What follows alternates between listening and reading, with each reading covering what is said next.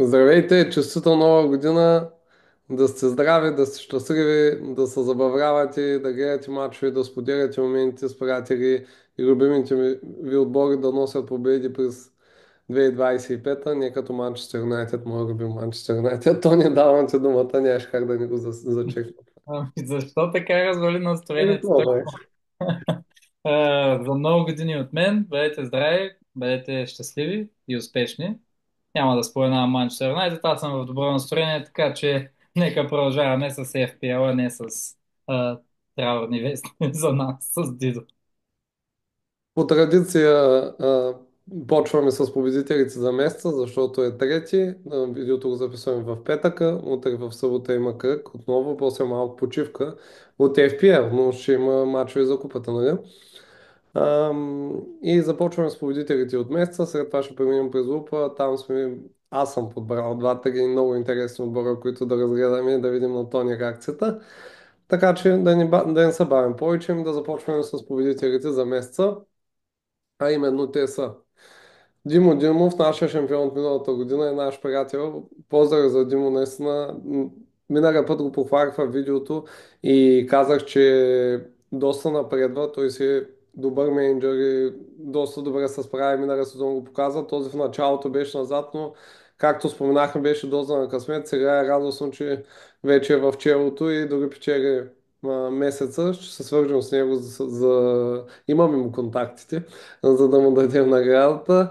На второ място Самуил Маринов и той доста често е попадал в нашата рубрика и доста напред в класирането, един от лидерите в генералното класиране. И на трето място, винаги го казвам, нашото така цвете на групата Михаела Попова, която направи доста добър щур накрая и с също равен брой точки и една точка под тях трябва да споменем и Любомир Петров и Денката Герданов. Като се има предвид, това е от официалния вебсайт, там взимат трансфери и така нататък, други неща, за да направят класирането.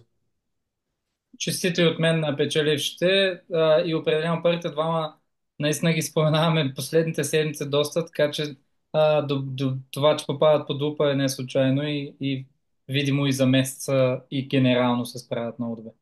Тони, радвам се да те видя и теб тук някъде в подложието в първия списък. Можеш да се с червена стрелка, това не ми харесва, но като цяло окей. А, да, нямаше как имаше един хит от -8, трябваше малко да преобразявам нещата, Почва но да се избива. да, почва да се избива, надявам се да продължава да се избива, но просто контузиите при мен винаги така. Но да не се жалвам, както казах, добро настроение съм. Гледам позитивно новата година. Надявам се втората половина от сезона да е доста по-положителна за мен. Аз по традиция съм доста по-добре във втората половина, така че да видим. По-интересното за мен предстои.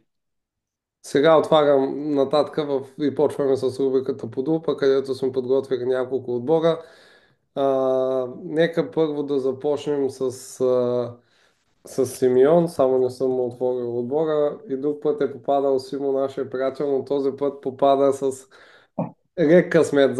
Позабравил е отбора, да кажем, няколко кръга. И виждаш какво е станало Тони, виж само за какво става въпрос, виж кой е капитан. Виж, само има и Аут Норис го гласува трета резерва за всеки случай едни 10 точки. Не, че му трябва. Коментирай. Да. Трябва ли? Да, бе. Просто отбора е 3-4 кръга по забравя по празниците. Симо си сериозна Явно си му пакетна се е култура. отдал на тежки коледни празници и е запразнил тежко, но той мисля, че като не си гледа отбора е по-добър менеджер, така че може би трябва да го постави така до февруари и да понатрупа така да се завърне началото и после да може сам да си го развали. Това е, разбира се, в рамките на шегата. Ами, каквото е можело да се получи, се е получил. Кой му е влязал на мястото на Сака, само ако може да видим. Жуал Педро. 9 точки, кой ти ги да от пекта. Да, можеш и още повече. Само така де, пак да кажем, по някакъв път така късмета се усмихва и като нали, не, как се казва, ние се трепем тук да си мислим по 20 000 трансфера, варианта и така нататък и се избираме грешния вариант. понякога е най-добре да не правиш нищо и съдбата те възнаграждава. За край ще го кажа така: 106 точки и 5 трансфера в ръкава. Чиста Просто, работа. просто, просто няма какво. Аз само завиждам нищо. Браво, Симон, да седиш на... Няма да го отбелязваме, да не вземе да си влезе, да си направи отбора, да обърка работите. Последния път, когато го оправя, аз проверих назад и имал 90 точки, което пак е доста. Право, да. Шегувам се, разбира се. Разбира се. Дай да видим нашия приятел БГ Арсов, БГ, който също е събрал доста добър състав. Давам ти думата, само искам да скролна 96 точки под ножието на 100, но искам да скролна е така на пейката, че си е залостил така да има и той някакви едни 20 Един, точки. един бенч буст там на пейката стои, но сега, аз винаги съм на мнението, е по-добре да има на пейката, отколкото да нямаш кой да влезе, като се наложи. Нали, естествено, яд не е можело друг да стане, можело да не стане, но сега единственият проблем при него е, че след предния кръг има двама наказани в отбора, които са Тимбър и Роджерс, а те са в доста отбори всъщност. Но като изключим това, виждаме много добър став и то с 10 човека е това, примерно, да, без вратар е това. Така че няма какво да кажем, има и диференциал в лицето на Фолдън, нали, не мисля, че много хора го имат, даже да не кажа почти никой. Така че Джонсън също другия диференциал, общо взето, няма от какво да се оплаче, освен от нали, мал шанса на пейката, че са оставени 20 на точки. Ако бях му звъннал преди празници и му кажа: ало, Арсов, само Палмър ще ти бланкне, нали, освен Тимбър, да знаеш от всички там играчи, които ти играят, само Палмър, той ще да каже: ти си луд, ти си 50 в класирането, затваряме телефона. Все пак гласува вице, до някакъв път това е играта. Виж, всички, че са донесли точки. Ако беше да му се обадиш да му подскажеш, че Тимбър и Палмър ще бланкват, той ще се пусне другите двама и ще да има 120 точки. Ама да. Разбира се, че ги закачки много добър отбор цялостно, така че той и за напред мисля, Много че стерени стрелки и най-вече, че на първо място в лигата за 10 лева, явно. Не знам какво е там. За сега води човека, сега на стрелка и пети в нашата лига. кой бяга от един 10 лева, както се казва. Точно така. Продължаваме нататък с отбора на Михайла, която сега ще видим, пак казваме поздрави за Михайла, която е на трето място в класирането за декември. Тя е Не, заложила... Ето нещо, което ми харесва и трябва да го спомена преди да ти дам думата. Семейо и Роджерс. Дава точки. Това е... Опитахме се да се отървем от тях част от менеджерите, включително и аз има ги. И с Семейо исках да продължа, но това е доста прагматично решение с тях. Двамата ни ги е барала и... тя не обича да прави много трансфери, дори да поиска съвет от мен, аз си казвам да продаде някой, тя не ме слуша и се прави каквото си иска и видимо се получават нещата. Така че специално даже водихме разговор за Семенио, който дали да бъде продаден или не. Тя каза не, той е супер и ето, че а, има резон в думите й. Така че да, може би аз трябва да я слушам повече, отколкото тя мен. Както и за много други играчи в интерес на истината. Нали, аз винаги, когато някой ме попита на лично съобщение или на живо за съвет, аз винаги давам мнение не кой да купите, а какво сочат статистическите данни, логиката, мачовете, предстоящите и така нататък. И вече, нали, надявам се, вие да се вземете правилното решение.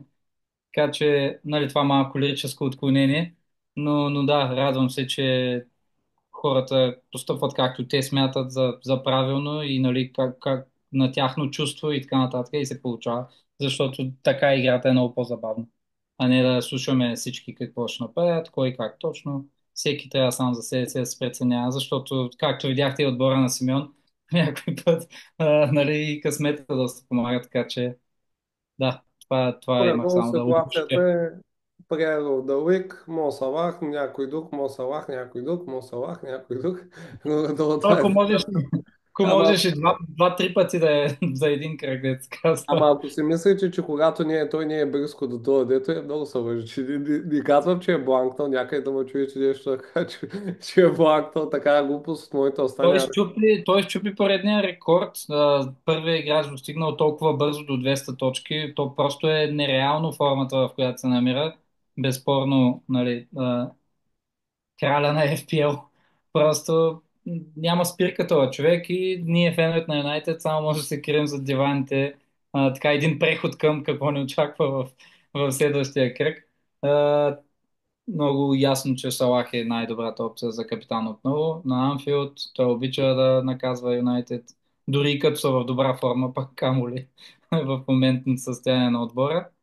А, да, ако искаш, подготвил съм две-три неща само за пресконференциите, да ги кажа набързо и тях. Само секунда, че съм си ги А записал. нека Да. с това да завършим видеото. То ни кажи информация и А, За наказани няма да говоря. Пак казвам, като цъкнем на статус, където пише в официалния сайт на FPL, всеки може да се провери. И ако ги имате в отбора ви, съответно светят в червено. Нали, повече хора знаят това, но казвам това за хора, които, нали, са по-нови за играта. За Вила Пау Торес 2 месеца аут, както и Диего Карлос. Бана на Матеош Куня най-сетне е в сила, но е леко смехотворен. Той се оказа наказание от 2 мача, едното от което ще е в купата, за мача за купата, така или иначе. Съответно, той само пропуска мача с Форест сега и после ще бъде на линия във Висшата лига. Той обаче излезе и с лек здравословен проблем в последния матч на отбора. Беше сменен на полувремето, така че трябва да изчакаме някакви новини за него. Предстои изключително лоша програма за Улфс, така че може би е време да се разделяме с него, но разбира се, това всеки сам се го преценя. М, Маркъс Рашфорд пропуска за Юнайтед. Не знам това дали е изненадващо, шокиращо, но това, разбира се, никой не го касае. Няма да говоря за Юнайтед повече. Дестини Удоджи е с травма 6 седмици аут. Рис Джеймс се завръща в тренировъчен режим. Не знаем за колко, но все не пак е знаем. важно да го споменем. Лавия също е близо да се завърне. Това не интересува като цяло за него самия, но това значи, че за хората, които имат Енцо Фернандес, това означава, че ако Лавия играе, това е изключително добри новини за Фернандес, който може да играе доста по-изнесен напред и Или съответно да да. седне на резервната скамейка отново. Да, или това. Гвардиола никой важен не спомена, като изключим, ако някой шанс все още има Едерсон, той е на път да се завърне, но не се знае дали въобще вече е първи избор или не. Кай Хаверт се завръща за Арсенал, който пропусна заради болест. Там Тимбър е наказан и, как споменахме, и Сака и Уайт пропускат. Дългосрочно за Ливърпул е важно. Джо Гомес се контузи в последния матч и ще пропусне няколко седмици. Конър Брадли и Конате се завръщат в тренировъчен режим. И Трент, който е изключително много спекулации за Реал Мадрид, беше специално попитан Арне Слот на пресконференцията и той заяви, че Трент ще играе и не го интересуват спекулациите. Дуайт Макнил пропуска Game Week 20, Фабиански пропуска за Уест Хем, това също е важно, доста хора го имат на резервна скамейка. Той е по протокола за, нали, травми в главата, така че няма как да се включи все още. Важна новина от Уест Хем е също, че и Боуен пропуска, тъй като се контузи в последния матч, се оказа, че не е толкова лека контузия, така че ще трябва да пропусне един-два кръга поне. Уелбек и Еван Фъргюсън пропускат. А, и това са основните състезатели, които ни интересуват от към FPL светът. Така че да, това е най-основно, което мога да кажа. За други травми, нали, по-конкретни за играчи с по-малък ownership и така нататък, може да се провери отново на официалната страница на FPL. Повечето от тях пише, но не всички, за съжаление. Малко бавно обновяват там информация. То не За, мисля. за капитани мисля, че говорихме достатъчно по-рано.